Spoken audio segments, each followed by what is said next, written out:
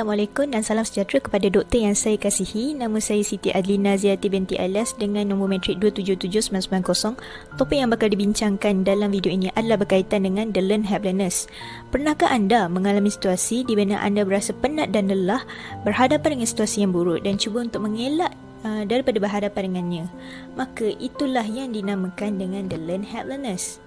Individu yang mengalami terminologi ini kerap berhadapan dengan situasi yang negatif yang sukar dikawal menyebabkan mereka mudah rasa mengalah dengan situasi berkenaan. Namun, apakah simptom-simptom yang berkaitan dengan the learned helplessness? Jika anda berasa kurang yakin, malas, sedih dan putus asa, maka anda cenderung untuk mengalami dengan terminologi ini. Assalamualaikum, nama saya Intan Suranita Syah binti Jamaluddin, nombor matrik 279292. Saya akan membincangkan kajian pertama iaitu Learned Helplessness and Mental Health Issue Relate to Distance Learning due to COVID-19. Kajian ini diterbitkan pada 8 Mei 2021 dan ditulis oleh 9 orang pengarang. Hipotesis dari kajian ini mendapati pelajar yang menghadiri kelas secara atas talian semasa pandemik COVID-19 ini mengalami ketidakupayaan yang dipelajari dan juga menderita masalah berkaitan dengan mental. Hasil kajian menunjukkan terdapat pelbagai faktor yang menyebabkan seseorang itu mengalami ketidakupayaan yang dipelajari. Faktor pertama ialah penggunaan teknologi. Hal ini menyebabkan pelajar mengalami kekurangan rutin dan keletihan fizikal. Faktor kedua ialah perisian tersedia. Keadaan pelajar yang bergantung sepenuhnya kepada pembelajaran atas talian menjadikan pelajar lebih mudah bosan. Dan faktor terakhir ialah jantina.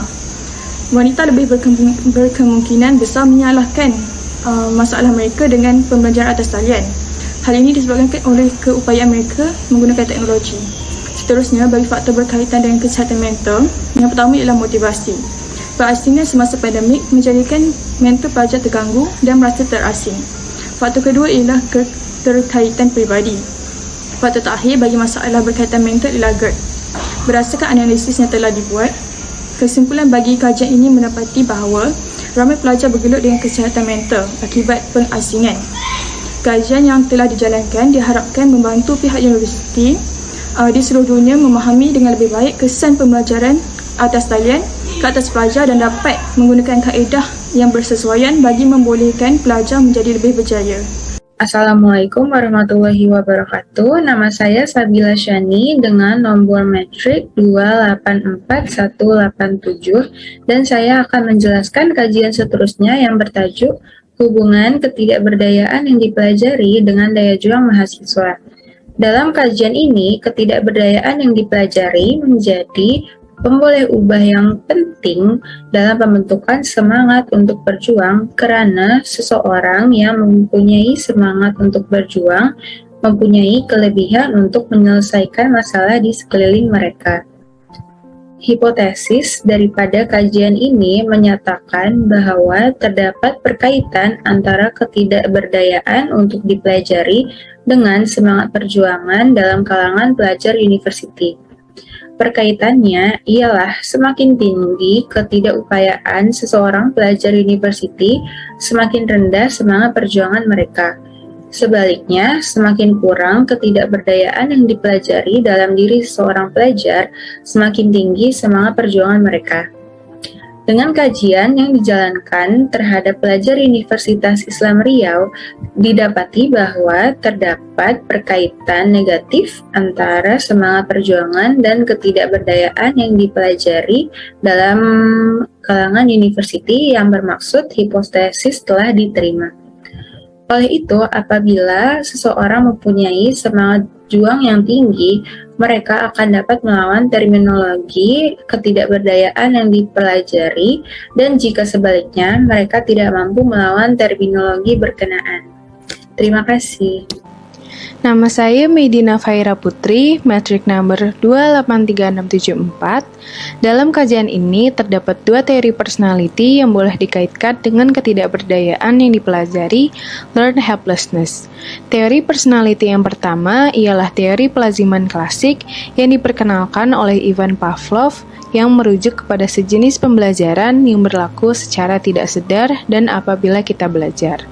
Hasil daripada teori pembelajaran ini dan perkaitannya dengan terminologi yang dikaji, yaitu learned helplessness, yang mana apabila mereka terlazim berhadapan situasi sukar dengan tindakan kurang berdaya untuk mengubah sesuatu, maka keadaan juga tidak akan berubah karena mereka selalu tidak mahu mencoba untuk mengubahnya. Manakala pelaziman operan yang diperkenalkan oleh B.F. Skinner merupakan sejenis pembelajaran di mana kejadian sesuatu tingkah laku yang bergantung pada hasil atau ganjaran yang datang selepas itu. Jika dikaitkan dengan learned helplessness, apabila individu itu kerap menerima peneguhan seperti sentiasa berhadapan dengan situasi negatif, namun mereka berasa seperti tidak mempunyai kawalan ke atas keadaan dan berputus asa dalam mencoba mengubah tindakan dan keputusan. Secara tidak langsung, ia akan meningkatkan kecenderungan tingkah laku pengulangan pada masa akan datang. Terusnya, alat ukuran personality. Dalam kajian ini, terdapat 3 alat ukuran yang bersesuaian dengan terminologi ini. Alat ukuran yang pertama ialah the learned helplessness scale yang dibangunkan oleh Nelson dan Quinlers pada tahun 1988 yang bertujuan untuk mengira skor the learned helplessness atau ketidakberdayaan seseorang individu. Selain itu, alat ukuran yang kedua iaitu the learned helplessness questionnaire. Alat ini berbentuk soal selidik yang dicipta oleh Sorrenti dan rakan sekerjanya pada 2014, dan dalam soal selidik ini, responden diminta untuk mengisi pernyataan sama ada benar, sangat-sangat benar, sangat tidak benar dan tidak benar. Manakala alat ukuran yang terakhir ialah skala DAS yang merupakan skala yang paling popular pada abad ini, iaitu penilaian status kesihatan mental seseorang seperti stres, emosi, kemurungan dan kebimbangan. Keadaan kesihatan mental yang dinyatakan adalah merujuk kepada simptom-simptom the learned helplessness. Jadi jika seseorang itu didapati memperoleh skor yang tinggi pada setiap aspek dalam alat ukuran ini, maka mereka cenderung untuk mengalami terminologi the learned helplessness. Assalamualaikum warahmatullahi wabarakatuh. Nama saya Siti Nur Ansyam binti Ahmad Nizam, bernombor matrik 277907, dan saya akan menerangkan pada bahagian kesimpulan. Kesan ketidakupayaan telah ditunjukkan dalam pelbagai jenis spesies haiwan yang berbeza, tetapi kesannya juga boleh dilihat pada manusia. Ketidakupayaan selalunya berasal daripada zaman kanak-kanak yang di mana penjaga atau ibu bapa tidak responsif terhadap kanak-kanak, yang menyebabkan ketidakupayaan mereka menjadi semakin teruk. Ketidakupayaan ini boleh bermula pada awal kehidupan, di mana kanak-kanak dibesarkan dalam persekitaran yang diinstitusikan. Sebagai contoh, sering menunjukkan gejala yang tidak berdaya walaupun semasa bayi. Apabila kanak-kanak memerlukan bantuan tetapi tiada siapa yang datang membantu mereka, mereka mungkin akan berasa bahawa tiada apa yang mereka boleh lakukan untuk mengubah keadaan mereka.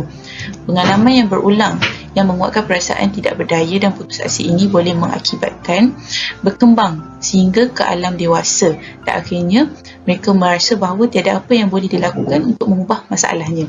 Beberapa gejala lazim ketidakupayaan pada remaja termasuklah kegagalan untuk meminta pertolongan, kekecewaan, putus asa, kurang usaha, kurang keyakinan diri, pasif, motivasi yang lemah dan berlengah-lengah. Ketidakupayaan juga boleh mengakibatkan kebimbangan, kemurungan atau kedua-duanya sekali. Oleh sebab itu, orang yang mengalami masalah kesihatan mental seperti kebimbangan dan kemurungan mungkin menolak ubat atau terapi yang boleh membantu melegakan sistem mereka kerana merasa bahawa tiada apa yang dapat membantu mereka. Sekian daripada kami. Terima kasih dan Assalamualaikum.